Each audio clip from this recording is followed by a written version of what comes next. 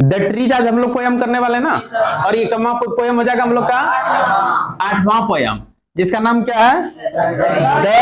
The trees. क्या नाम है? The trees. The trees. और द ट्रीज जो है, इसका जो पोएटेज है, कवित्री, पोएटेज कौन है? एड्रीनी रीच है। ADRIENNE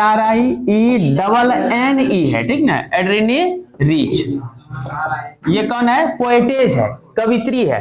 इस पोयम में, द ट्रीज पोयम, थोड़ा सा आपको समझने में प्रॉब्लम हो सकता है, इसलिए क्योंकि डायरेक्ट आप पढ़ेंगे तो प्रॉब्लम होगा, अभी समझाऊंगा तो आपको क्लियर समझ में आ जाएगा, क्योंकि इसमें कुछ इमेज का यूज किया गया है, थोड़ा सा अपना पोएटिक डिवाइस यूज किया गया है।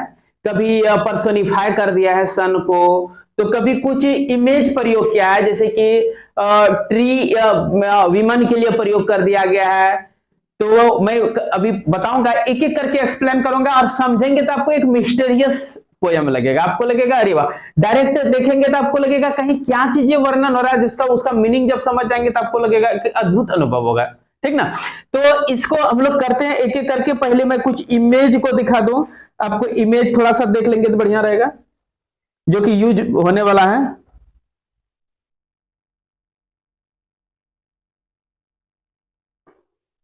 ना।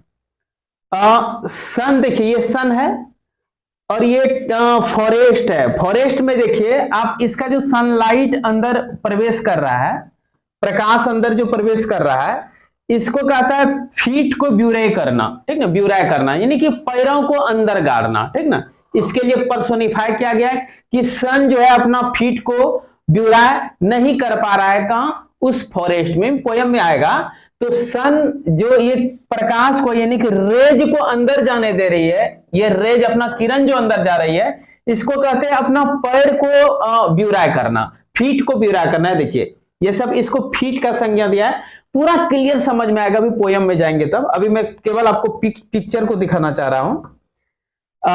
आगे देखें, देखिए ये क्रैक्ड वॉल है ना?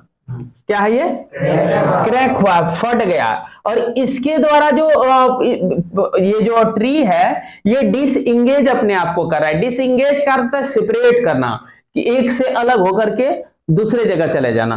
मतलब रूम के अंदर में लगता है कोई ट्री था, और दीवार को के क्रैक्ड भाग से फाड़ करके वो एक्सर्शन लगा के बलपूर्वक बाहर निकल रहा है, लग रहा है ना? इसका भी जिक्र किया हुआ है, अभी मैं आ रहा हूं।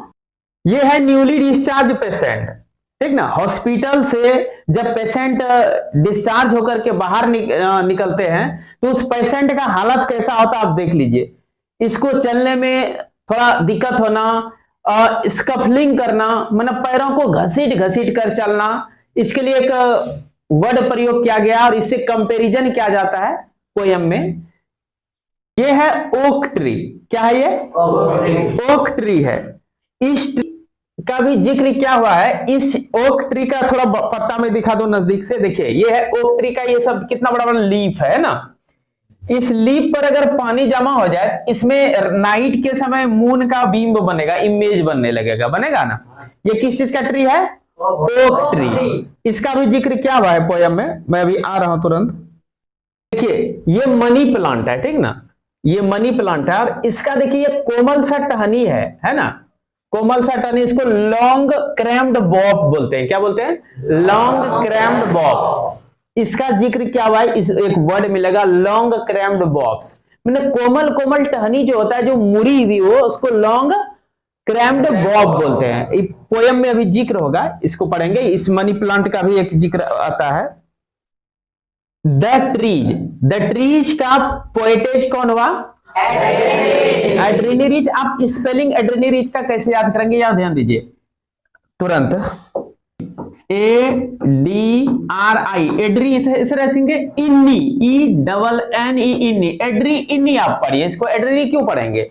आपको स्पेलिंग याद रखने में दिक्कत होता है, तो एड्री इन्नी रीच, RICH रीच, ठीक ना? एड्री जोड़े इन्नी से मिल गया, बन गया एड्रीनी।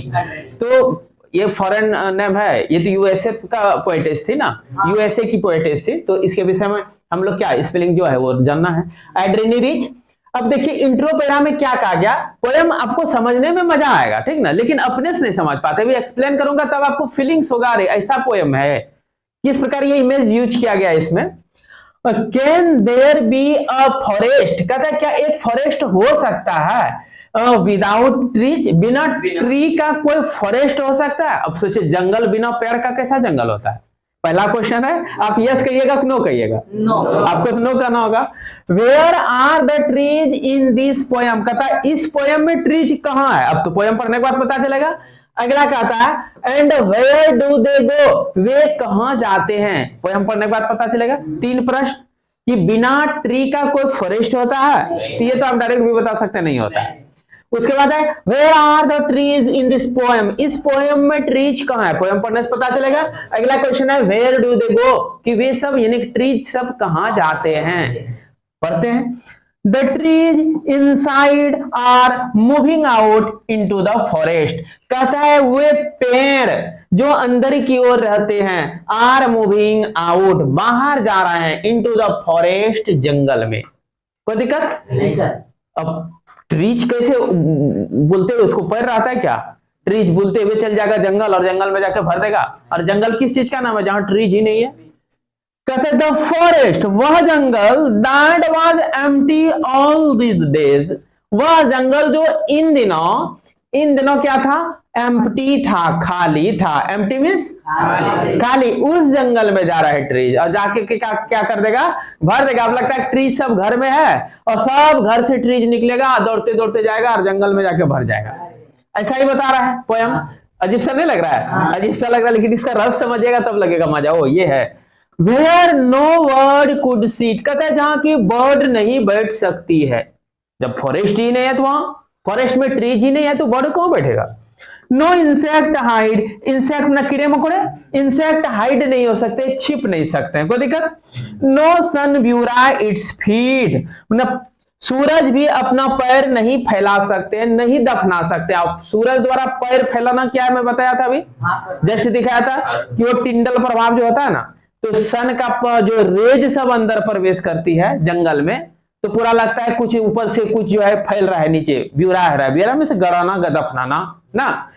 तो वहां कहता है सन भी अपना पैरों को ब्यूरा नहीं कर पाता है इन शैडो, उस छाया में, जो कि मैं चित्र में दिखाया था। समझ में आया, फिर दिखाना होगा। कहते the forest that was empty, वह जंगल जो कि एम्प्टी था, खाली था, ऑल दीज नाइट, इन रातों, will be full of trees, वह पेड़ों से भर जाएगा, बाय मॉर्निंग, सुबह होते हुए। कोई दिक्कत? अब देखिए इस स्टैंजा के विषय में अलग अलग विद्वानों का अलग अलग मत है, ठीक ना। आपको कैसा लगा कि सुबह होते कहता है कि वह जंगल जो खाली था पेड़ से भर जाएगा। ऐसा कौन जंगल होता है जो खाली रहता है पेड़ नहीं रहता है, भोर होते होते उसमें पेड़ भर जाएगा। फिर कहता है वो जंगल तो है लेकिन कीड़ा नहीं बैठ सकता, जंगल तो है बर्ड नहीं हाइड, इंसेक्ट नहीं हाइड हो सकता है, बर्ड नहीं बैठ सकते हैं, वो खाली है और सुबह सुबह होते हुए उसको भर देगा पेड़ पौधा। अजीब सा लग रहा है कि नहीं। एक्चुअल में कुछ इसका मीनिंग इस प्रकार है कि एक दीवार पर जंगल का चित्र बना हुआ है, दीवार पर जंगल का चित्र बना हुआ है, रात में वो दिखेगा, उसमें कीड़ा हाइड कर सकेगा, उसमें बर्ड सीट हो पाएगा, लेकिन सुबह जैसे मॉर्निंग होगा और रात में वो दिखेगा, रात में भी खाली है लेकिन सनलाइट जैसे आएगा तो पूरा दिखने लगेगा पूरा पिक्चर। जब जैसे ही दिख जाएगा तो फिर वो जंगल भर गया। समझ में आया? एक मीनिंग तो ऐसा भी लिया जाता है, अलग अलग विद्वानों द्वारा मैं बताया, अलग अलग सही मीनिंग तो एड्रेनी रीच ही बता सकती है, ठीक ना। क्योंकि कोई भी पोयम का जो रचना होता है ना, ऐसा किस परिप्रेक्ष्य में वो रचना की है, फैमिली से टेंशन होके की है, ब्याह घर में जाके की है, कि बॉयफ्रेंड गर्लफ्रेंड से टेंशन होने के बाद की है, ये तो पोएट ही बता सकते हैं और स्टोरी राइटर ऑथर लोग ही बता सकते हैं। बात समझ रहा है ना। लेकिन अब कोई रचना करके मर गए हैं, उसका कोई मीनिंग खुद नहीं बताए हैं और बाद में अगर कोई विद्वान उसका अर्थ निकालता है तो वो ऑथेंटिक अर्थ कभी नहीं निकाल सकते हैं, सब अपने विवेक से अर्थ निकालेंगे।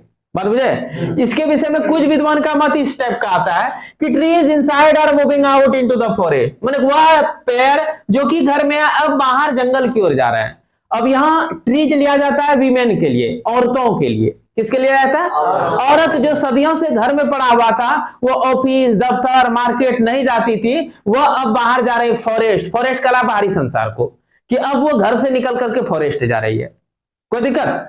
फिर कहता है the forest that was empty all these days, वह जंगल जो आज तक खाली पड़ा हुआ था, यानी कि बाहरी संसार जो कि औरतों से खाली था, औरत को घर से बाहर निकलने ही नहीं दिया जाता था, अब औरत भी निकल करके बाहर जाएगी।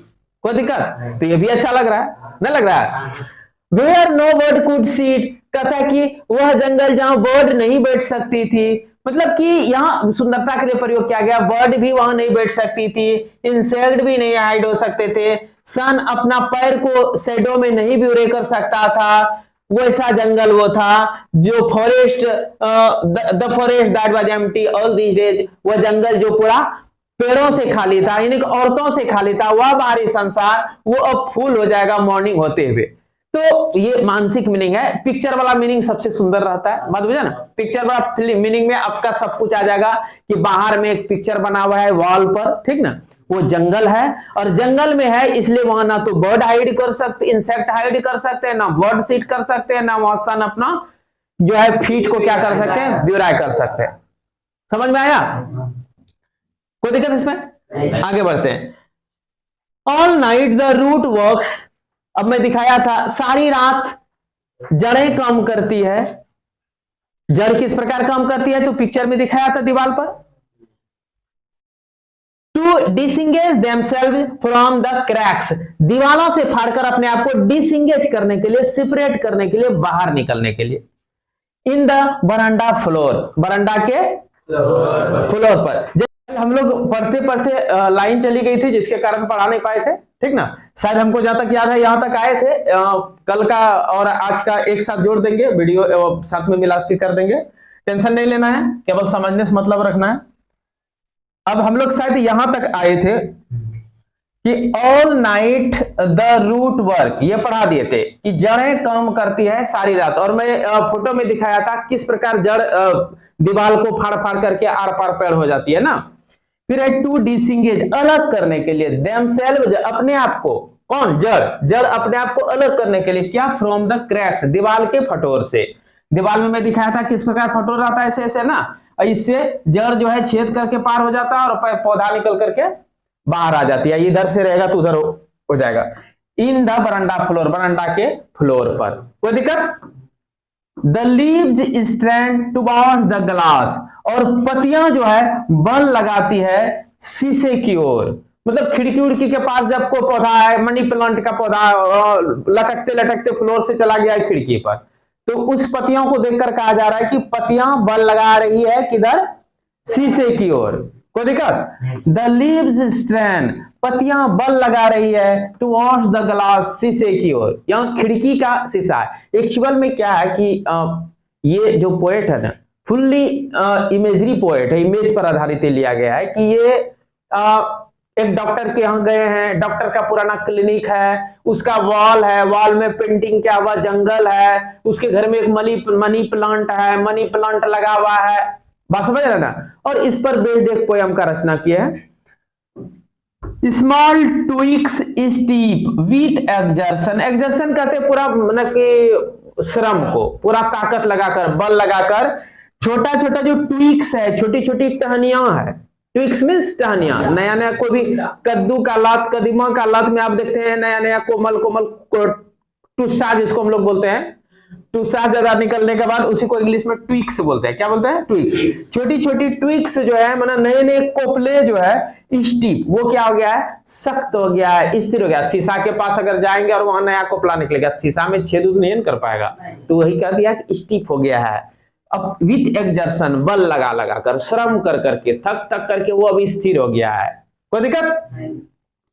लॉन्ग क्रैम्ड बॉस, लंबे लंबे मुड़ी भी सका, बॉस भी होता है ट्विक से, ठीक ना?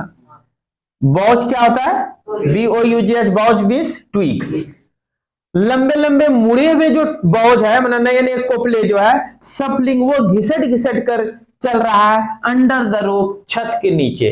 तो छत के नीचे कौन सा लत चलता है? मनी प्लांट का, ठीक ना? तो वही डॉक्टर के क्लिनिक पर यहां गया, आगे और पता चलेगा यहाँ राइटर जो है रूम के अंदर में एक मनी प्लांट है, उस मनी प्लांट का जिक्र कर रहा है, ठीक ना। हालांकि ये कंपैरिजन लेडीज से किया जाता है, लेकिन डबल मीनिंग वाला है। अब बता सकता है सही तो वो बता सकती है पोएटेस, ठीक ना, वो किस मीनिंग में लिखी है। लेकिन हम लोग को प्रश्न उत्तर बनाने में, कोई भी ऑब्जेक्टिव बनाने में इसका जो रियल मीनिंग आ रहा है वो ही कम देगा, ठीक ना। अभी मैं तुरंत ऑब्जेक्टिव भी कराऊंगा, क्वेश्चन आंसर, जो कि आप देखेंगे डायरेक्ट सीधा सीधा क्वेश्चन लेगा और इससे डायरेक्ट ही आंसर उसका आएगा। लाइक न्यूली डिस्चार्ज पेशेंट, कहता है क्या, लॉन्ग क्रैम्ड बॉब्स, यानी कि लंबे लंबे मुड़ी हुई जो नई टहनियां है, बॉब्स है, सफलिंग, वो घिसट घिसट कर चल रही है छत के नीचे। किस पौधा का? मनी प्लांट पौधा का ना। तो कहता है किसके तरह? तो लाइक न्यूली डिस्चार्ज पेशेंट, नया नया डिस्चार्ज हुआ रोगी जो होता है, हॉस्पिटल से जब रोगी का इलाज हो जाता है तो न्यूली डिस्चार्ज पेशेंट कैसे घिसट घिसट कर जाता है, उसका पैर पूरा क्लीन चल पाता है, सफलिंग करते हुए आगे बढ़ता है ना वो रोगी, जैसे मैं दिखाया था वो बूढ़ी माता को। तो यहां क्या है कि क्वेश्चन बनेगा कि लॉन्ग क्रैम्ड बॉब्स का कंपैरिजन किसके साथ किया गया है? किसके साथ किया गया है? सफलिंग का मीनिंग क्या होता है? हाँ, घिसट कर चलना। अब वो इसका तो सैकड़ों मीनिंग 50 वर्ड सिनोनिम आ सकता है, डिपेंड करेगा वो क्वेश्चन पर। यहाँ क्वेश्चन बन सकता है सफलिंग का सिनोनिम क्या होगा, बात बुझ रहा है ना। तो क्वेश्चन कुछ भी ऑप्शन रहेगा तो उसको देख के, मतलब घिसट कर चलना, धीरे धीरे चलना का जो भी अंग्रेजी वर्ड रहेगा उसको ले लेंगे हम लोग, समझ में आया। तो वही कहता लाइक न्यूली डिस्चार्ज पेशेंट, नए नए डिस्चार्ज हुए रोगियों की तरह वह रोगी जो कि हाफ डेज्ड मूविंग है, मतलब अर्ध निंद्रा की अवस्था में है, मतलब हाफ डेज्ड मतलब पूरा एकदम ऊँघते हुए जा रही है रोगी, या जा रहा है, जो भी हो, लड़की हो या लड़का हो, ऐसे करके, बस समझ रहे हैं ना। हाफ डेज्ड वो मतलब कि उसका शरीर में एनर्जी नहीं है, अनएनर्जेटिक बॉडी है, तब ना रोगी लगता है अब सोएगा, खड़े में सो जाएगा, ऐसा नहीं फीलिंग होता है। बहुत 8 दिन 10 दिन जो खटिया में पड़ा हुआ हॉस्पिटल में एडमिट है, वो रोगी जब निकलता है तो उस रोगी का शरीर क्या होता है, निकलते निकलते दौड़ने लगता है, ऐसा नहीं रहता है जी। वो आके घर में खाना पीना खाया, नहाया, 10 दिन 15 दिन अपना नेचुरल एनवायरनमेंट में रहा, उसके बाद उसका फिर दिमाग धीरे धीरे हल्का होता है और फिर वो चलने बोलने लगता है। तो उस समय उसको हाफ डेज्ड कहते हैं। क्या कहते हैं? न्यूली डिस्चार्ज पेशेंट जो हाफ डेज है, यानी कि अर्धनिद्रा की अवस्था जैसा है, वो चल रहा है, मूविंग कर रहा है to the clinic door, clinic के डोर पर, जैसा कि मैं दिखाया था चित्र में। आगे बढ़ते हैं हम लोग। यहां कुछ क्वेश्चन नहीं बनेगा, यहां 2 क्वेश्चन बन सकता है। डिसएंगेज का अर्थ क्या होगा? सिनोनिम पूछेगा, what is the synonym of disengage? तो क्या क्या सेपरेट करना, डिसएंगेज मींस। फिर एक एक्सर्शन, सफलिंग का मीनिंग पूछा जा सकता है, क्वेश्चन बनाने पर बन सकता है। हाँ, तो सफलिंग का अर्थ क्या हो जाएगा? हाँ, मूविंग स्लोली। उसके बाद क्या है, लॉन्ग क्रैम्ड बॉब्स का कंपैरिजन किसके साथ किया गया है? तो न्यूली डिस्चार्ज पेशेंट से, और कुछ नहीं बनेगा, समझ में आया। आई बैठा हूं, डोर्स ओपन टू द बरंडा, और उस रूम का जो दरवाजा है बरंडा तरफ खुलता है, दरवाजा अंदर तरफ भी खुलने वाला होता है, बाहर तरफ भी खुलने वाला होता है ना। राइटिंग लॉन्ग लेटर्स, लंबा लंबा लेटर लिख रहा हूं। अब यहां क्वेश्चन बन सकता है कि ये जो पोएट है, पोएटेस, वो क्या कर रही है? लॉन्ग लेटर्स राइटिंग कर रही है। क्या कर रही है? लॉन्ग लेटर्स राइटिंग कर रही है। कहां है पोएटेस? Inside the room. और इसका मनी प्लांट पर फिगर नजर पड़ गया, तो कभी वो जो वॉल पर पेंटिंग किया हुआ फॉरेस्ट है उस पर नजर पड़ गया, समझ में आया। तो ये लॉन्ग लेटर भी लिख रही है, उसमें मेंशन ही कर रही है क्या क्या चीज का आगे वर्णन क्या हुआ होगा।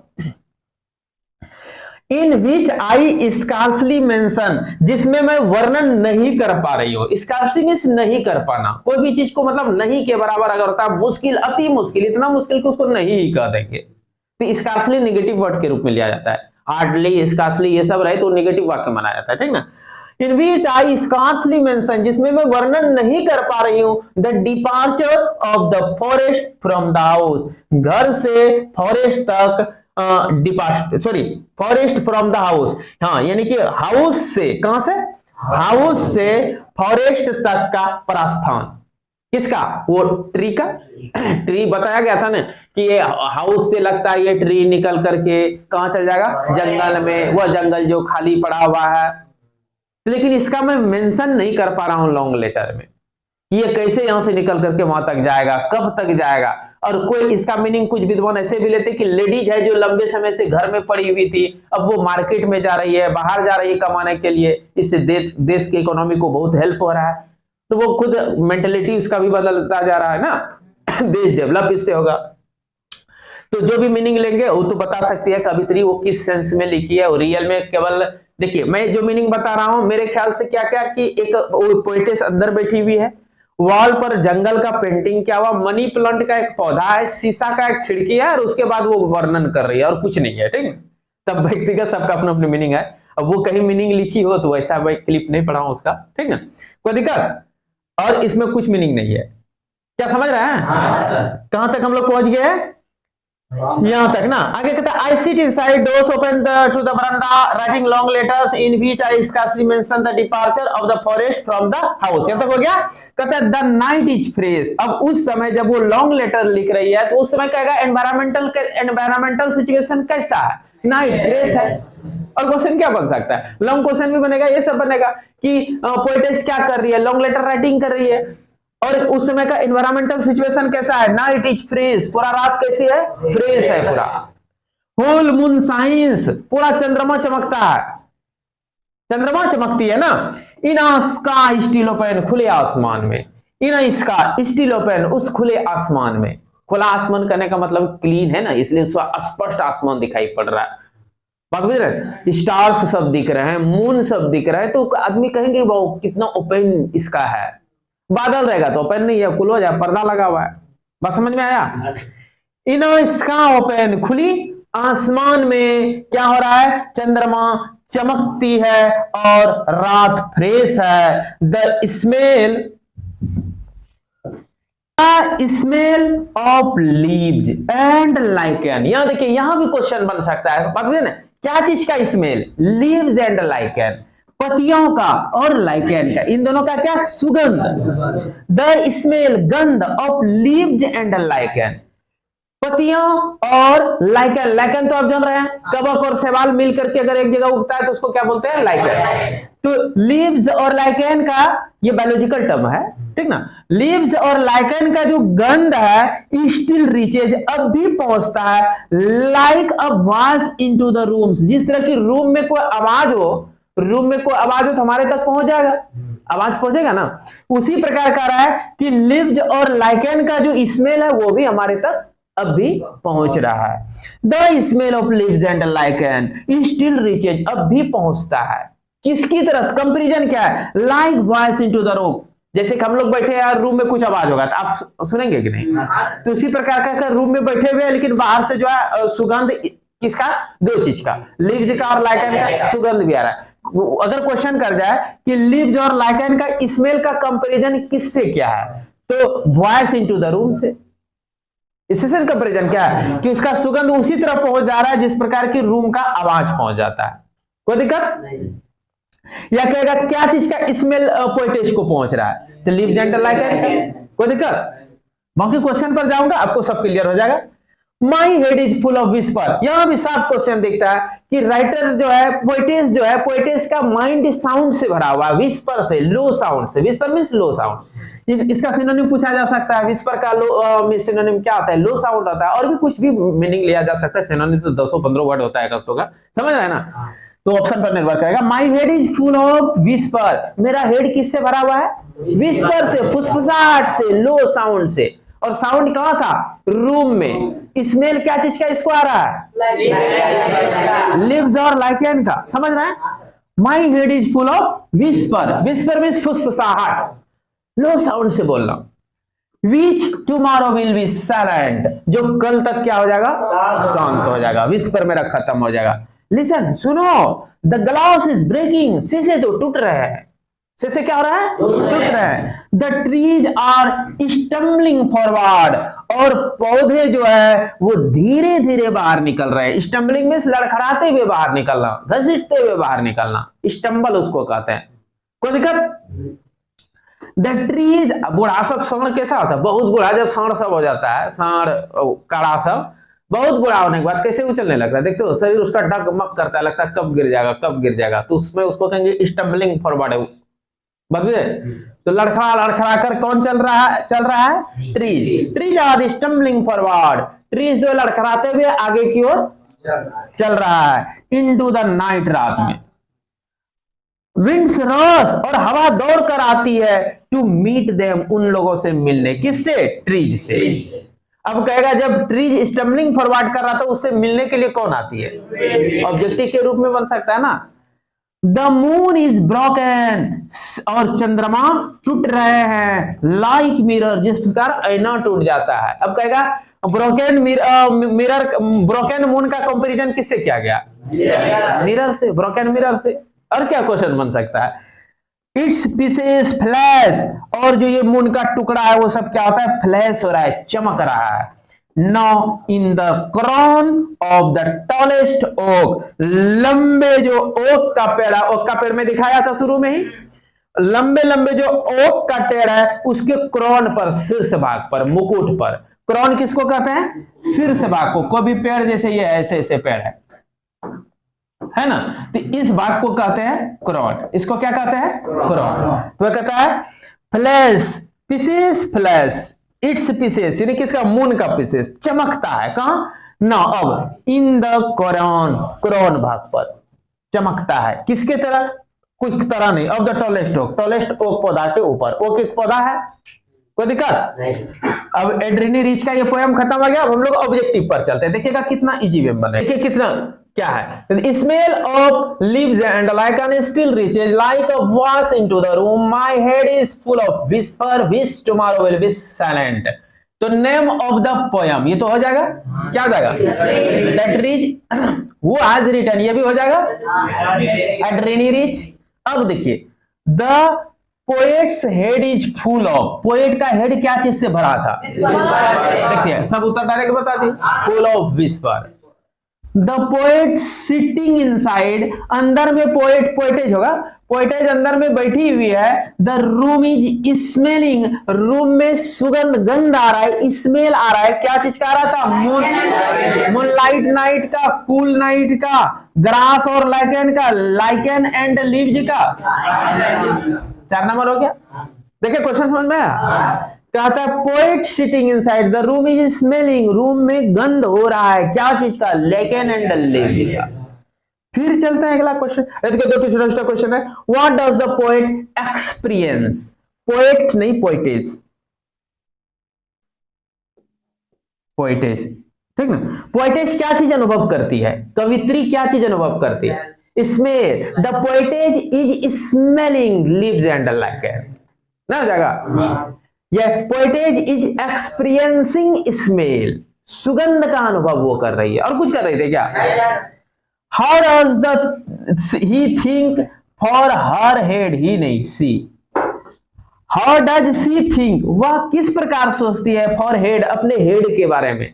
सी thinks her head is full of whisper and her head will be silent up to tomorrow, यानी कल तक में उसका जो हेड है वो क्या होगा? शांत हो जाएगा। लेकिन अभी at present her head is full of whisper, full of low sound. Her head is full of low sound, low sound means whisper, उसका हेड जो है लो साउंड से भरा हुआ है। Which will be silent up to tomorrow, जो कल तक क्या होगा? शांत हो जाएगा। कोई दिक्कत? और कुछ है क्या? चलिए अगला बढ़ते हैं हम लोग। क्वेश्चन कुछ भी बनाएगा, जब आप लोग समरी लिख के लाते हैं ना, उस समरी से आंसर बन जाएगा, टेंशन नहीं लेना है। Listen, the glass is breaking, the trees are stumbling forward into the night, winds rush to meet them, the mysteries, the moon is broken like a mirror, its pieces flash now into the crown of the tallest oak। तो ये नाम तो आप बता ही देंगे सबका। हाँ, वो आज रिटर्न ये हो गया। How are the trees behaving then, अब ट्री कैसा बिहेव कर रहा है? बेंडिंग, झुक रहा है, बोइंग डाउन, नीचे नमस्कार कर रहा है, फॉलिंग डाउन, नीचे गिरे, स्टम्बलिंग फॉरवर्ड, लड़खड़ा लड़का कर आगे निकल रहा है। ये तो हो जाएगा। Which word is synonym of slip, loose once balance. Slip ना फिसलना, स्लिप का क्या होता है? फिसलना, फिसलना, लूज वंस बैलेंस क्या कहता है? अपना संतुलन खो देना, लड़खड़ा लड़खड़ा जब चलता है तो अपना संतुलन खो जाता है ना। तो यह स्लिप में ना वैसे रखना, धीरे धीरे धीरे धीरे चलना। स्लिप ना क्या था, फिसलना, स्लिप में ना फिसलना। तो कहता है मड्डल हो जाएगा, इसका रस हो जाएगा, स्टम्बल हो जाएगा, फ्लैश हो जाएगा, क्या होगा, स्टम्बल हो जाएगा। स्टम्बल होने में होता है लड़खड़ा लड़खड़ा कर चलना, घिसट घिसट कर चलना। तो स्लिप में भी फिसलना, लूज वंस बैलेंस, अपना संतुलन खो देना, अर्थात डगमगाने लगना, उसका भी अर्थ हुआ स्टम्बल। कोई दिक्कत? वो कहता है स्लिप या लूज वंस बैलेंस, अपना संतुलन खो बैठना, डगमगाने लगना का अर्थ क्या, कौन सा वर्ड होगा, स्टम्बल हो जाएगा। आगे देखिए 2 क्वेश्चन है। Where is the moon seen shining, moon चमकता हुआ कहां देखा जाता है? On the crown of tallest oak, लंबे ओक के पौधे के शीर्ष पर मून कहां चमकता है? हाँ, it's pieces flash now in the crown of the tallest oak, यानी कि trees sorry moon, where is the moon seen shining, चमकता हुआ कहां दिखता है? द मून इज सीन, चंद्रमा को देखा जा सकता है, शाइनिंग चमकते हुए, on the crown of tallest oak, on the crown of. आगे देखो, how are the trees behaving, trees कैसा बिहेव कर रही है? How are the trees behaving, trees कैसा बिहेविंग कर रही है? देखिए इस लाइन को आप पढ़िए, the trees are stumbling forward into the night, रात में स्टम्बलिंग फॉरवर्ड, यानी लड़खड़ाते हुए, घिसटते हुए निकल करके बाहर जा रहा है रात में। कौन? ट्रीज। ये इसका आचरण और ट्रीज का कुछ बताया गया क्या? Trees are stumbling forward into the night, इसका हुबहू छाप दीजिएगा तब भी कोई दिक्कत नहीं है। कोई दिक्कत? How are the trees behaving, लिखेंगे the trees are stumbling forward at night, रात में जो है वो पौधे लड़खड़ा कर घिसट कर बाहर की ओर जा रहा है। कोई दिक्कत किसी को? अब देखिए क्वेश्चन आंसर, तो फिर इसका कहता है ट्रीज का पोएट कौन है, ये तो आप बता ही देंगे। हु हैज, अब देखिए यहां क्वेश्चन क्या मस्त है, हु हैज पर्सोनिफाइड, किसको मानवीकृत किया गया है? In the line no sun buries its feet in shadow, कहता है सूरज गाड़ नहीं सकता अपने पैरों को, फैला नहीं सकता अपने पैरों को, दफना नहीं सकता अपने पैरों को छाया में। तो यह मनुष्य किसको बनाया गया है? पर्सोनिफाई करना, पर्सन बना देना। तो पर्सन किसको बनाया गया? सूरज खुद पर होता नहीं है, लेकिन यह कभी जो है अपना पोएटिक डिवाइसेस यूज कर दिया है ना, कि सूरज अपना पैर को ब्यूरे नहीं कर पा रहा है, तो सन हो गया, पर्सोनिफाई किसको किया गया है? सन को। 1 नंबर। कोई दिक्कत? व्हाट रसेस, कौन दौड़ पड़ता है? To meet the trees, trees से मिलने के लिए। विंड कहीं होगा ऑप्शन 1 नंबर। कोई दिक्कत? व्हाट हैड बीन एम्प्टी, क्या चीज खाली था? फॉरेस्ट खाली पड़ा था। By morning the forest will be full of dot dot, forest किससे भर जाएगा? भर होते ट्रीज से, ट्रीज से, ट्रीज 3 नंबर। क्या मजा आ रहा है? आगे देखिए, what reaches like a voice into the rooms, क्या चीज पहुंच जाता है? व्हाट रीचेज, क्या चीज पहुंचता है? Like a voice into the room, room में जो आवाज होता है उसकी तरफ क्या चीज पहुंच जाता है पोएट तक? Smell the boils, noise of the roots, shuffling of the branches, smell of leave tender like, ये नहीं पहुंच जा रहा है। मैं पढ़ाते समय भी बताया आपको कि इसका कंपैरिजन क्या गया है, like a voice into the room, कि रूम में आवाज जो होता है वो जिस प्रकार पहुंच जाता है उसी प्रकार जो है इसको स्मेल पहुंच रहा है, लीव्स और लाइक है। मैं बताया था इससे कंपैरिजन क्या, तो इस पर क्वेश्चन भी बन गया। आगे देखिए, the pieces of the moon, moon का जो टुकड़े हैं, कैन बी सीन, देखा जा सकता है, in the crown of which tree, किस पौधा के क्रोन पर? Oak, oak, oak tree. कोई दिक्कत? What does the poetess compare the tree branches to, कहता है what does the poetess compare, poetess जो तुलना करती है क्या चीज से? ट्री के ब्रांच का, मैंने कि वही बॉक्स सबका, न्यूली डिस्चार्ज पेशेंट्स। अरे बॉयल कह दिया ना रे। What does the poetess compare, poetess what does है ना, व्हाट डज, या देखिए मैं बताया था क्वेश्चन वर्ड और लास्ट में अगर प्रीपोजिशन रहे उसको एक साथ जोड़ दीजिए, ठीक ना। What to the poetess compare, मतलब किस चीज के साथ या किसके साथ पोएटिस यानी कवित्री तुलना करती है, द ट्रीज ब्रांचेज, पौधे के शाखाओं का, डाल का, बॉब्स का तुलना किससे क्या था, न्यूली डिस्चार्ज पेशेंट से, क्या था। और अब लास्ट वाला दो क्वेश्चन मात्र बचा है, the cracks have appeared on, कहता है ये क्रैक्स यानी फटोर, दरार, दीवार जो फट जाता है उसको क्रैक्स बोलते हैं, दीवार जो फट जाता है उसको क्या बोलते हैं, क्रैक्स हैव अपीयर्ड, वो दरार प्रकट हुआ है कहां, सीलिंग पर, फ्लोर ऑफ पॉट्स, बर्तन के फ्लोर पर, द रूट जड़ में, द बरंडा फ्लोर, बरंडा के फ्लोर पर ही क्रैक हुआ है ना।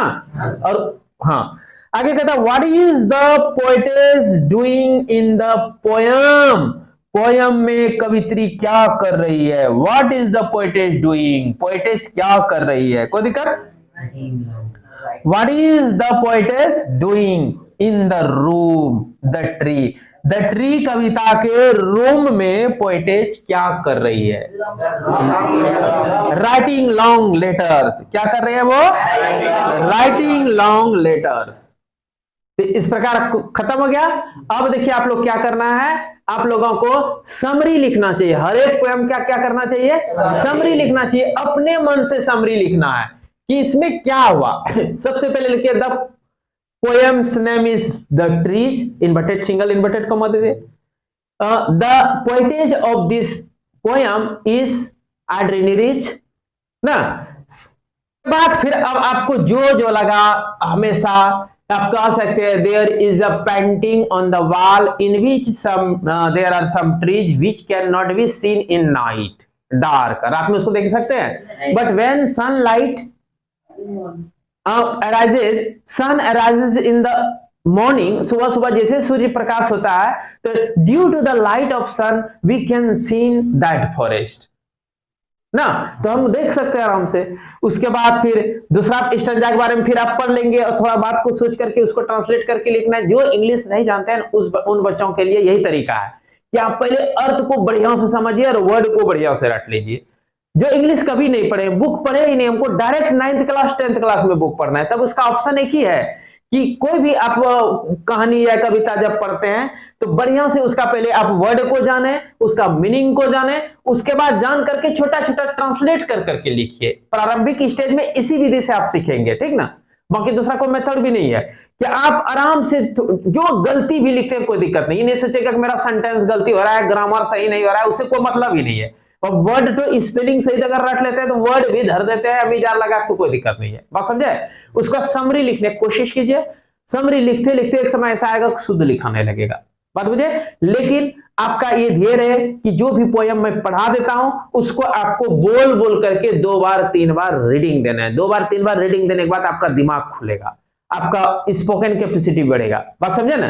कुछ कुछ वाक्य अच्छा जो मिलेगा, ट्रू सेंटेंस मिले, उसको डायरेक्ट याद भी रख लेने में आपको अच्छा लगने लगेगा। तो ठीक है, फिर मिलते हैं हम लोग नेक्स्ट पोयम फॉग को लेके।